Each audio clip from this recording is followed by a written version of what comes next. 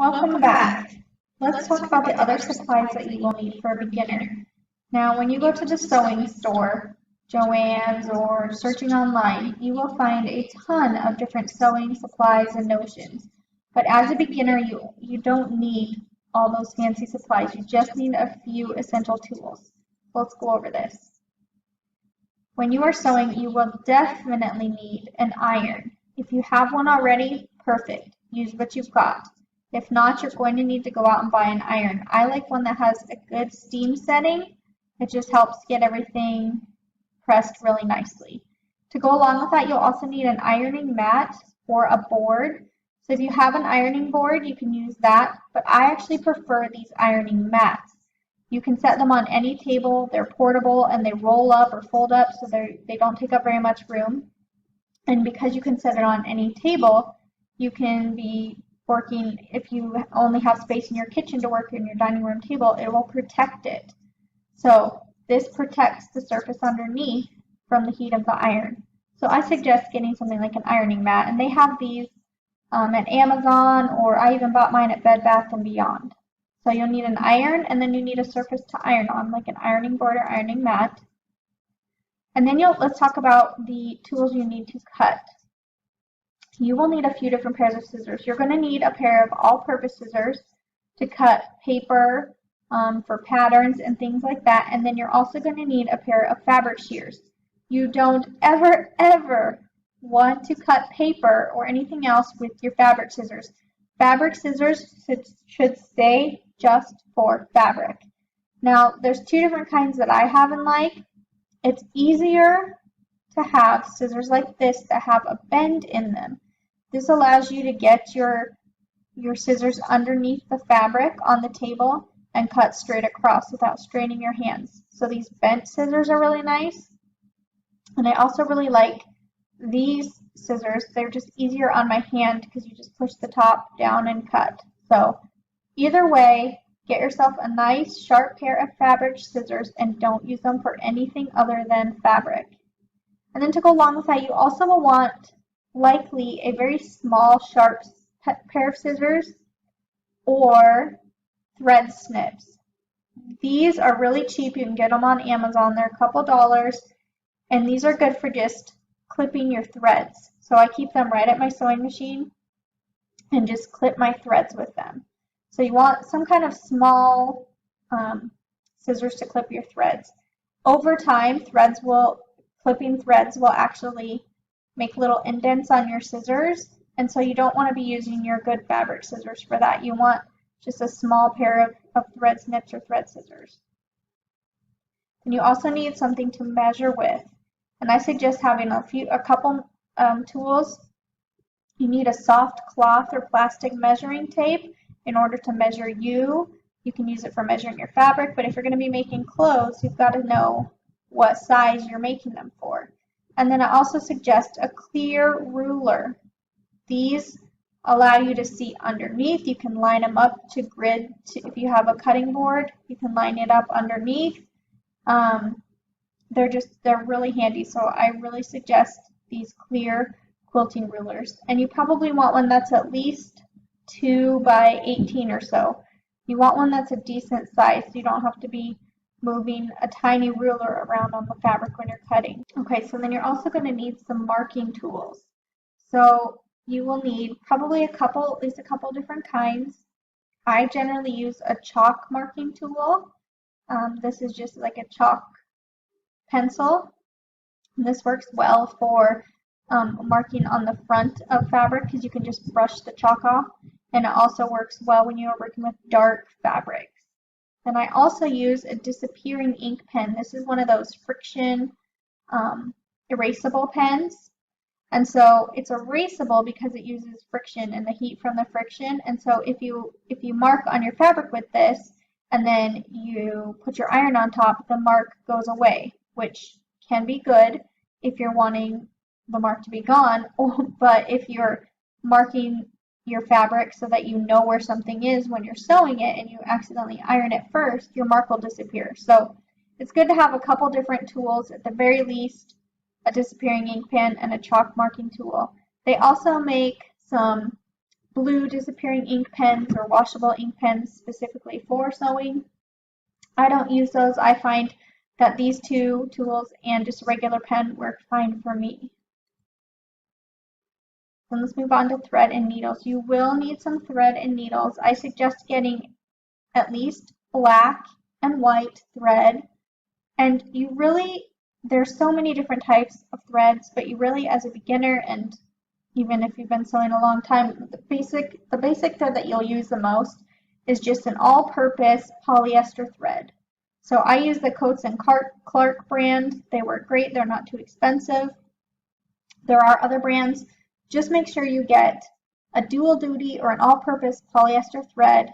Get at least black and white. If you have a project in mind already and you already have fabric you know you want to use, you can get some matching fabric thread in that color as well. But to start, I usually just say black and white, especially if you don't have a ton of money right now. And then you also need some needles. Now, needles come in different sizes. It's kind of hard to see in this picture. I'm sorry, it's a little blurry. But they will be numbered like 1070, 1280, 1490.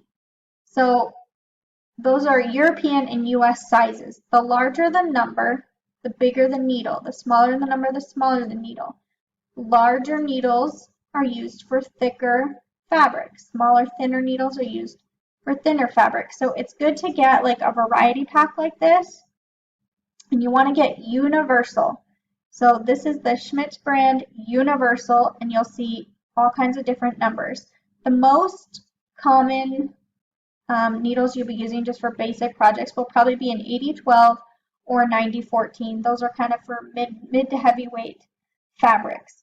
And you'll want the universal. Now there's lots of different kinds of needles, different brands, there's different sizes. You'll find things that say ballpoint or double needle or jersey, and those are important things to know. But as a beginner, just get universal needles in a couple different sizes. And you do need to change out your needles every now and then. A lot of people don't realize, they think if the needle's not broken, that they can just keep sewing with it, but needles get dull. So you do want to keep a few extra on hand. So something like this set with a variety is a good place to start for a beginner. Next up, you need bobbins. Now every machine is different for the bobbin type it requires. You need to look in your manual and see what size and shape of bobbin that you need for your specific machine. As you can see here, there's plastic, there's metal, there's ones, these particular ones have a bunch of holes. Some of them only have one little hole on top. But you need to figure out what the size and class of bobbin is for your machine, because if you put the wrong type in, that can cause tension problems. It can cause your thread to get all bunched up. So it's important that you get the right bobbin for your machine. And you also want to have multiple bobbins on hand, because you want to wind these up with thread. And if you have this one filled up with white, but you only have one bobbin and then you want to use black, you don't want to have to unthread the white in order to have a black bobbin, black filled bobbin. So I suggest at least 5 to 10, and really I'd say closer to the 10 range if you can afford it. Usually bobbins are pretty cheap, but get multiple bobbins. And then you also want a seam ripper. Now, seam ripper is going to become your most hated and best friend. Especially as a beginner, you are going to be ripping out seams. It's best to get one of these larger ergonomic seam rippers. Your machine probably came with just a small little one, but that's going to hurt your hand over time. So I like this larger one. It's got a cap to protect from poking yourself or destroying things in a drawer, and it's got a softer handle here. So get a larger, more ergonomic seam ripper, and you'll thank yourself. Some other supplies and notions that you will need is you need some pins or clips. Now, when you get pins, get ones that have a glass head. That's this part up here. If you get plastic and you've pinned your project and then you put an iron on it and you accidentally iron on the pin, you're going to melt that plastic and probably ruin your fabric. So get glass head pins, and then that won't happen. But what I really like and use most frequently are clips. Now, these are not super, super duper essential. You've got to at least have pins, but if you can afford it, clips are really, really nice to have, and you can get a set of like 50 or 100 on Amazon for not very much money. You don't need to buy any name brand. You can just get some of the generic sewing clips. But these are much easier to use, in my opinion, and a lot of people's opinion, than pins. Pins I only use for pinning the inside of a project. If it's just holding fabric together, I always use clips basically. To go with that, you need a pin cushion. So you got to have something to put your pins in. There's this traditional like tomato that you've probably seen. Those are pretty cheap. Or there's a magnetic pin cushion, and this is actually, I have both of them, but this is really the one that I use the most, is the magnetic one. You can just kind of drop your pins over there and it sucks them down on there. And if you drop a pin on the floor, you can actually turn this upside down and just rub it along the floor, and because it's magnetic, it'll pick up the pin. So those are really nice to have if you prefer that kind. And then the other thing you need is some fabric. And you don't need too much to start. You can just get what's called fat quarters.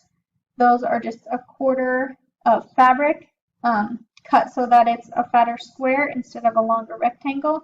So you just need a couple little fat quarters of fabric to practice on, or some scraps if you have some, you know, old fabrics, old curtains, old sheets. You can practice on those when you get started as well. Okay. So get some fabric, get your supplies, gather them back up, and then meet me back here for the next lesson. See you there.